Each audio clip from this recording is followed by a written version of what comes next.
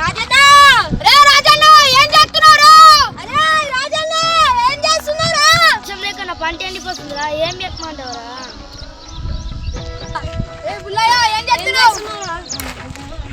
బుల్లయ్య ఏం చేస్తున్నావు? ఇప్పుడు ఏం చేద్దాంరా? వర్షాలు పడక పంట మొత్తం పోతుంది, మనం ఎట్లా బతుకుతాంరా? నీళ్ళే కాచి ఇట్లా దీనంగా ఉష్ణం అవుతుందిరా. అరే అసలు వర్షాలే పడట్లేదురా. ఈ వానదేవుడు మనకి ఎంత కష్టం పెట్టిండు.